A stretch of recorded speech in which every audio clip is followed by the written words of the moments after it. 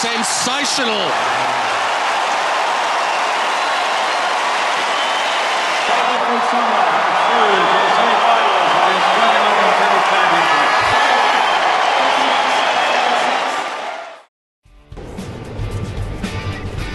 Hello and welcome to the latest edition of the AO Countdown. Pete, we are in touching distance now of the first Grand Slam of the year. Only a handful of days away, Brett. I've got the accreditation, I'm ready to go. The latest AO Countdown is coming your way right now. Coming up on the Australian Open Countdown. All the on and off court highlights from the Brisbane International. A look ahead to the AO Series events in Sydney and Hobart. We ask the stars our 10 burning questions. And Adrian Franklin unveils the Open Drive. All that and more coming up on the AO Countdown.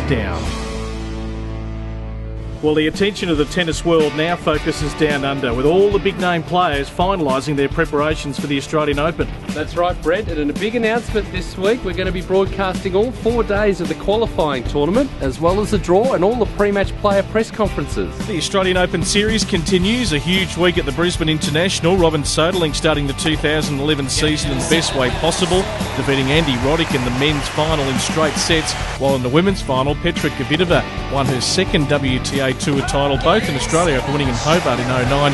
She defeated Andrea Pekovic in the final in Brisbane over the weekend. The USA declared Hopman Cup champions, defeating Belgium in the final, who got through with Serbia having to pull out due to Ana Ivanović's abdominal injury, and she is withdrawn from the Medibank International. No such issues for Kim Clijsters, enjoying the Medibank International as she prepares for the Australian Open. But I feel good. I mean, I feel that I'm hitting the ball well. Like I said, injury-wise, no problems, and I think that's obviously a big key here in Australia is being fit enough to play these matches, and obviously, playing Sydney here.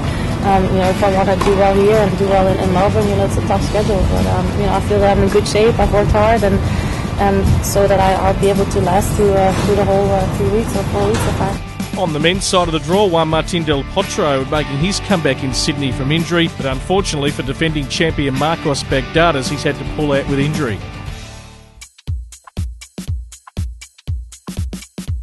Vanya, thanks for joining us on 10 Burning Questions. What's your favourite holiday spot? Bali. The Greek islands.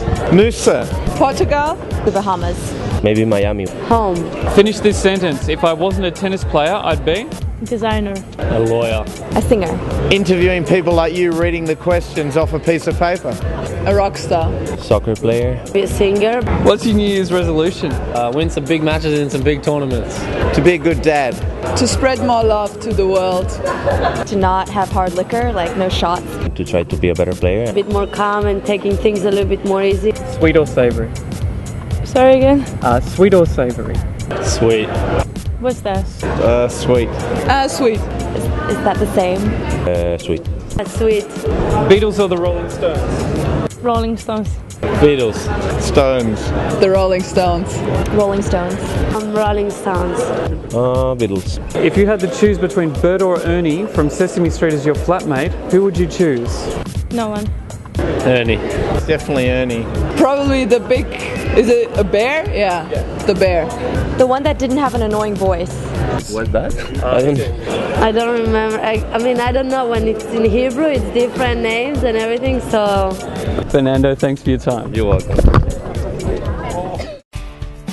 Well, we're on Grand Slam Oval, Brett, and in a couple of weeks' time, this place will be heaving. Thousands of people making their way through, but inside there in Rod Laver Arena, one of the bigger contenders for the Australian Open, Rafael Nadal will be in action. He certainly will be. Unfortunately had to retire against Andy Murray in the quarterfinal last year, but can he make it the Rafa Slam? He'd love to add Australia to what was a magnificent 2010. I think he's got every chance of winning here. The surface is perfect for him. When he was fully fit a couple of years ago, he won the Australian Open. It's certainly going to generate a lot of excitement around this tournament. I mean, he could be the third player ever to hold all four. And Rafa Nadal is the US Open champion. That'd be some feat, and I think he could do it. This is magnificent stuff. I've never seen anybody so intense on a daily basis, whether it be on the match court. I go and watch the guy practice in between days at the US Open or the majors, for example. I mean, he blows me away with his intensity. He's still improving. The sky's the limit for this guy. He's unbelievable. The all-new Kia Optima has arrived at Melbourne Park. At Australian Open 2011, we're introducing the Open Drive. a new video series that takes you inside the Kia cars for a chat with your favourite players. And we want you to suggest some questions. Post a comment on our Facebook page, send us a tweet, or visit the Australian Open website with a question for your favourite player. We could have Nadal, we could have Clijsters sitting right here in the back of the all-new Kia Optima. The players that join us for the Open Drive will answer the most popular questions as voted by you. New episodes of the Open Drive will be uploaded every day during the tournament. The Open Drive, brought to you by the all-new Kia Optima, starts on January 17th.